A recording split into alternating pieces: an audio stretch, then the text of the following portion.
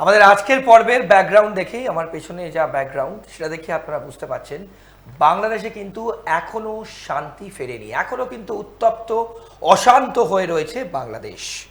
আপনারা tribe TV Bangla দেখছেন, আপনাদের সঙ্গে আমি শান্তনু। এবং বাংলাদেশের ভবিষ্যৎ কি? বাংলাদেশের মানুষ কি প্রহর গুনছে ইউনূস কবে বাংলাদেশ থেকে চলে যাবেন কিংবা চলে যেতে বাধ্য হবেন? এটাই কিন্তু এখন সব থেকে বড় প্রশ্ন। এর মধ্যে অনেক কিছু নতুন নতুন আপডেট, নতুন নতুন খুব ইম্পর্টেন্ট ঘটনা কিন্তু ঘটে গেছে, যা আপনাদের আমাদের প্রত্যেকের জানা দরকার। একটু বলে ব্রিফ করে তারপর আমরা পর্বে ঢুকবো। আপনাদের জানিয়ে রাখবো, প্রণয় কুমার ভার্মাকে বাংলাদেশে নিযুক্ত ভারতীয় হাই কমিশনার, তিনি দিল্লি এসেছিলেন এবং এসে সাক্ষাৎ করেন, মিটিং করেন ভারতীয় সেনাপ্রধান জেনারেল উপেন্দ্র দ্বিবেদীর সঙ্গে। এই সাক্ষাৎ কিন্তু ভীষণ ইম্পর্টেন্ট, প্রচণ্ড তাৎপর্যপূর্ণ। এবং কেন আমরা এই কথা বলছি, আগামী দিনে বাংলাদেশের সেনাবাহিনীর ভূমিকা কি, মোহাম্মদ ইউনূস শেষ পর্যন্ত কি করবেন, আমরা কিন্তু বাংলাদেশ নিয়ে যখন পর্ব করেছিলাম বিভিন্নভাবে কিন্তু আপনাদের সামনে আমরা অ্যানালাইজ করেছিলাম। তাহলে এখন কি পরিস্থিতি, আগামী দিনে এই যে প্রহর গুনছে, প্রথমেই বললাম প্রথম লাইনটা, তাহলে কি সেখানকার মানুষ প্রহর গুনছেন? সুদিন কি ফিরবে বাংলাদেশে? এই নিয়েই আমাদের আজকের পর্ব। অর্কপ্রভ সরকার আছেন আমার সঙ্গে, রাজনৈতিক বিশ্লেষক এবং প্রবীণ সাংবাদিক। অর্কদা, আপনাকে আজকের এই পর্বে স্বাগত। বাংলাদেশে আমরা যেভাবে শুরু করলাম, এই যে মিটিং প্রণয় কুমার ভার্মার সঙ্গে জেনারেল উপেন্দ্র দ্বিবেদী, খুব গুরুত্বপূর্ণ এবং তাৎপর্যপূর্ণ, কিভাবে ব্যাখ্যা করবেন দাদা? প্রথম কথা, সবাইকে পবিত্র ঈদ উল ফিতরের শুভেচ্ছা। রমজান মাসের পর ঈদ, এই ঈদের পর আগামী এক মাস বাংলাদেশের রাজনৈতিক, আর্থিক এবং সামাজিক ক্ষেত্রে একটা বড়সড় রদবদলের সম্ভাবনা দেখা যাচ্ছে।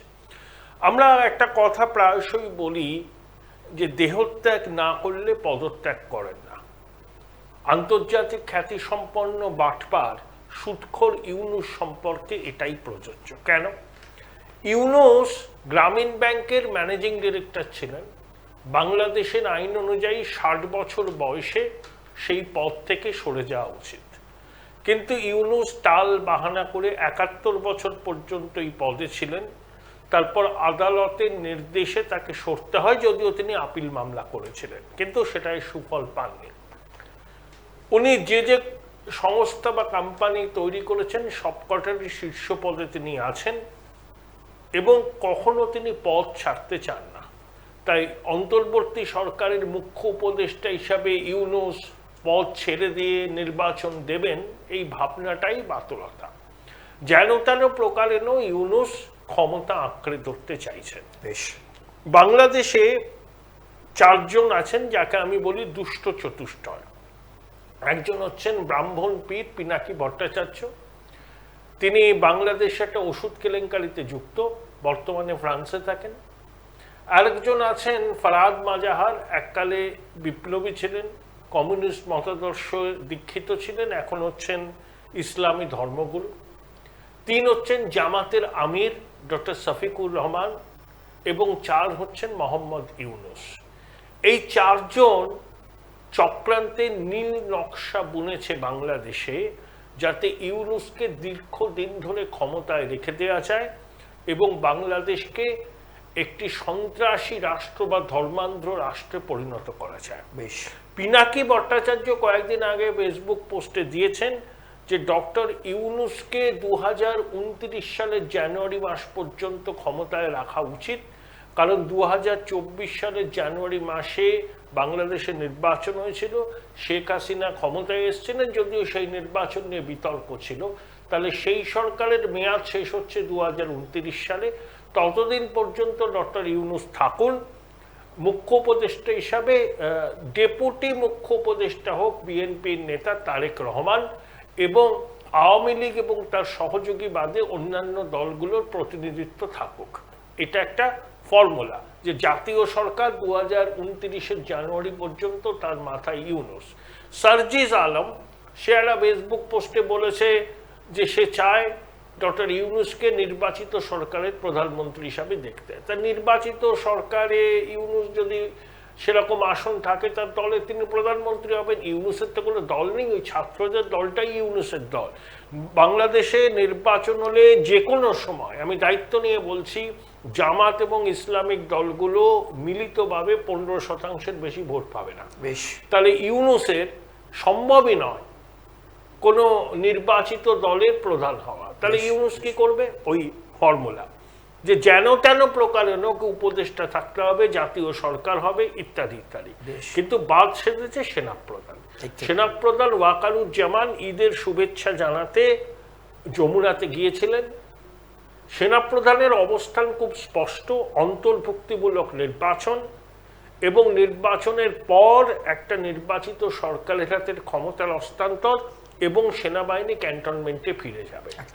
ইউনূস টালবাহানা করছেন নির্বাচন নিয়ে, এবং সেনাপ্রধান একা নয়, তার সঙ্গে ভারতের সমর্থন আছে, আমেরিকার সমর্থন আছে।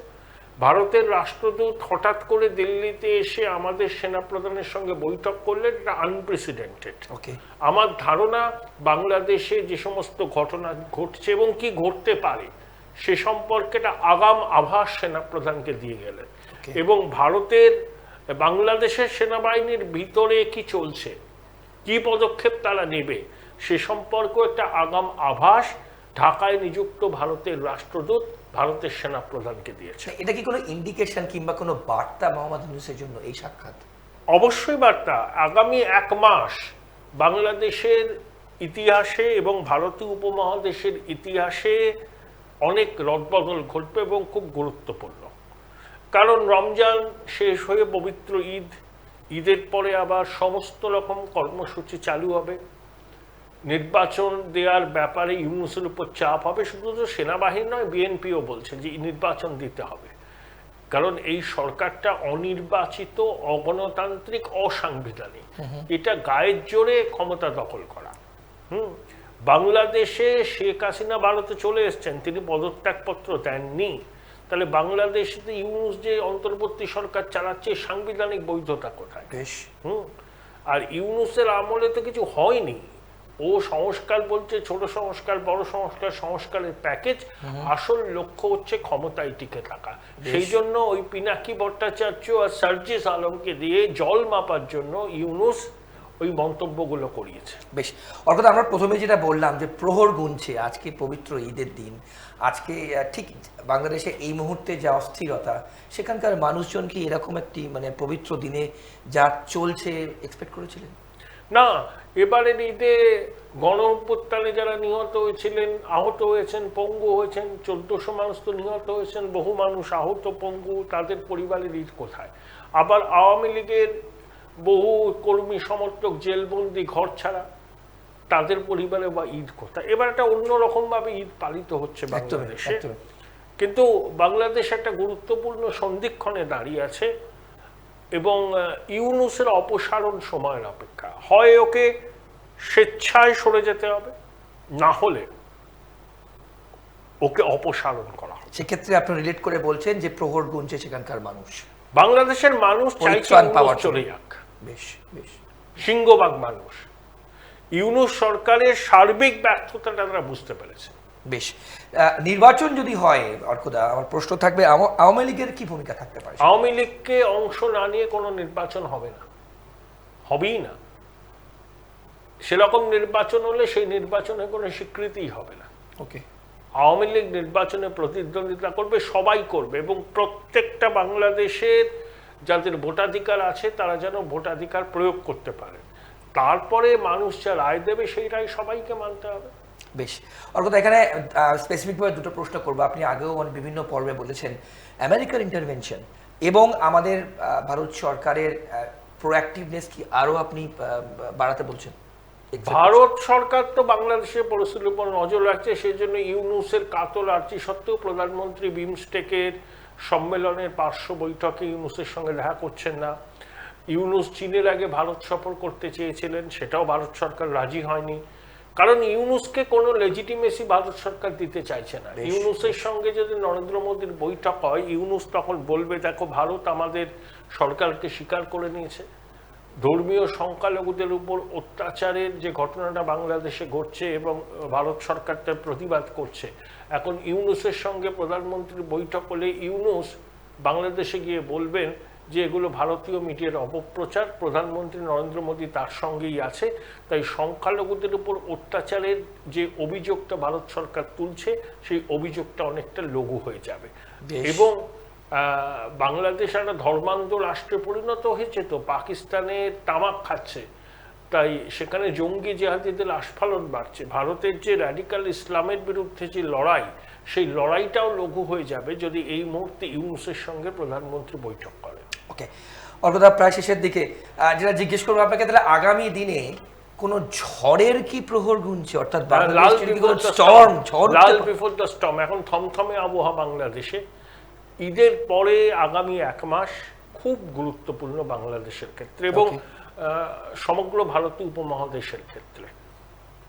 ইউনূস নির্বাচনের দিনক্ষণ ঘোষণা করেন কিনা বা অন্য কোনো রকম পরিকল্পনা করে নির্বাচন অনির্দিষ্টকালের জন্য পিছিয়ে দেওয়ার নীল নকশা করেন কিনা, আমার ধারণা ইউনূস তার জঙ্গি সহযোগীদের রাস্তায় নামাবেন যাতে সেনাপ্রধানকে আক্রান্ত করা যায়, যাতে বিএনপির শীর্ষ নেতাদের হামলার মুখে পড়তে হয়, যাতে মুক্তিযুদ্ধের পক্ষের শক্তি, সমাজকর্মী, সাংবাদিক তাদেরকে ভয় দেখানো যায় এবং বাংলাদেশ জুড়ে এমন একটা অস্থিরতা তৈরি হয়, হামলা হলো, বিস্ফোরণ হলো, জঙ্গি জিহাদিরা খুলেআম ঘুরে বেড়ালো, প্রচুর অস্ত্র তাদের হাতে আছে, সেই অস্ত্রের বলে বলিয়ান হয়েই তো এই ছাত্ররা সেনাবাহিনীকে চ্যালেঞ্জ জানিয়েছিল। বেশ বেশ। তো নির্বাচন পিছিয়ে দেওয়ার জন্য ইউনূস যে কোনো পন্থা অবলম্বন করতে পারে, যে কোনো পন্থা, এবং ও নির্বাচন দিতে চায় না। ও বেআইনিভাবে আরো অন্তত 5 বছর ক্ষমতা ভোগ করতে চায়। বেশ, অর্থাৎ শেষ প্রশ্ন যে তাহলে সুদিন কি, আমি আগেও জিজ্ঞেস করেছি আপনাকে, সুদিন কি ফিরবে বাংলাদেশে? যতদিন না পর্যন্ত গণতান্ত্রিক পদ্ধতিতে একটা নির্বাচিত সরকার আসবে ততদিন পর্যন্ত বাংলাদেশ এই অন্ধকার যুগের মধ্য দিয়ে চলবে।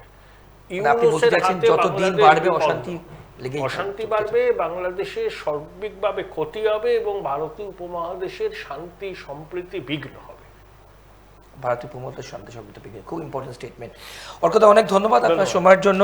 আপনাদের সকলকে অনেক ধন্যবাদ এবং আপনাদের জানিয়ে রাখি আমাদের এই অনুষ্ঠানে আপনারা বিভিন্ন ইস্যুস নিয়ে দেখছেন, বিভিন্ন টপিক নিয়ে আমরা আপনাদের সামনে অর্কপ্রভ সরকার থাকছেন আমাদের সঙ্গে, রাজনৈতিক বিশ্লেষক এবং সাংবাদিক হিসেবে, প্রবীণ সাংবাদিক হিসেবে তিনি ব্যাখ্যা করছেন এবং আমরা জ্বলন্ত টপিক নিয়ে আসছি, সেই বাংলার বঙ্গ রাজনীতি থেকে শুরু করে বাংলাদেশ থেকে শুরু করে ইন্টারন্যাশনাল সব কিছু টপিক কিন্তু আমাদের অনুষ্ঠানে থাকছে।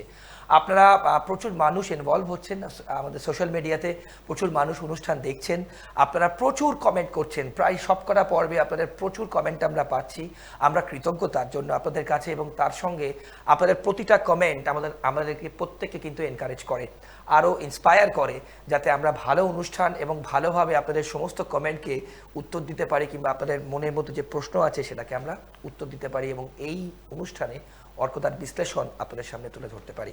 আজকের পর্ব এ পর্যন্তই, আর অন্যান্য সব খবরের জন্য আপনাদের চোখ থাকুক ট্রাইবস টিভি বাংলার পর্দায়। ভালো থাকবেন, নমস্কার।